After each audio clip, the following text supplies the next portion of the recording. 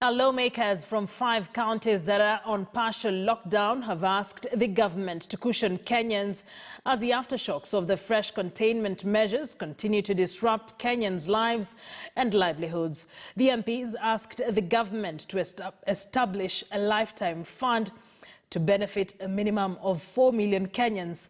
This comes against the backdrop of massive uproar by Kenyans after the International Monetary Fund (IMF) approved a 256 billion shilling loan to Kenya. KTN's Brenda Kerubo reports.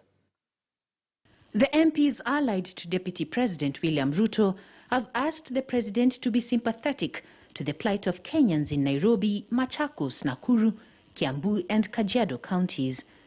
The MPs urging the president to institute measures to cushion Kenyans who are already feeling the heat, a week since the president announced the fresh raft of measures.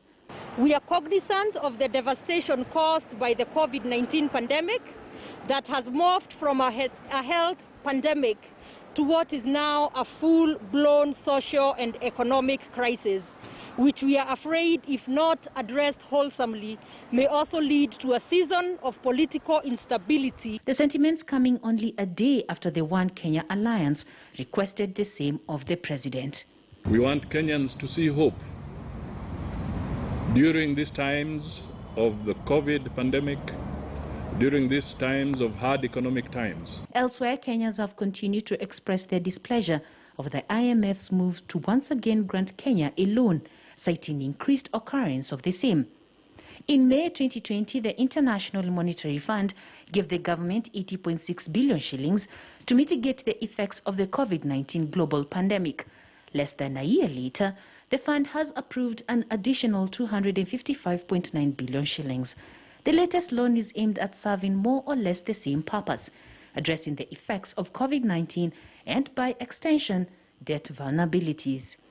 National Treasury Cabinet Secretary Ukur Yatani has given the latest loan a thumbs up, but some Kenyans are wondering why the IMF approved the loan, knowing all too well the country is already debt-ridden.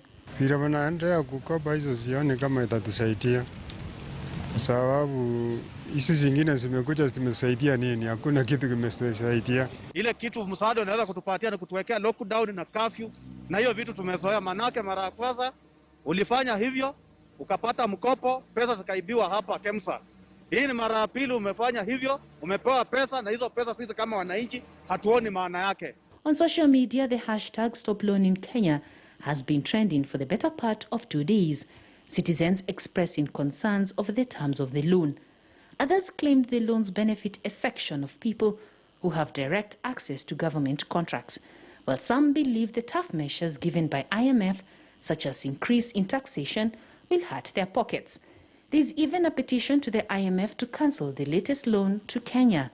We propose that the first disbursements from the IMF be specifically appropriated towards the acquisition of vaccines in an open and cartel-free system.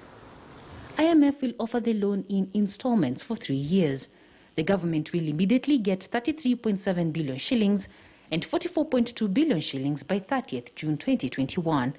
The balance will be disbursed following subsequent program reviews conducted every 6 months. IMF says Kenya's debt remains sustainable, although it is at high risk of debt distress. According to the Central Bank of Kenya, public debt stood at 7.35 trillion shillings as of January 2021. IMF expects public debt as a percentage of GDP, or total number of goods and services produced in the country, to rise to 70.4% in 2021. This is from an estimate of 65.8% last year. Brenda Kerubo, KTN News.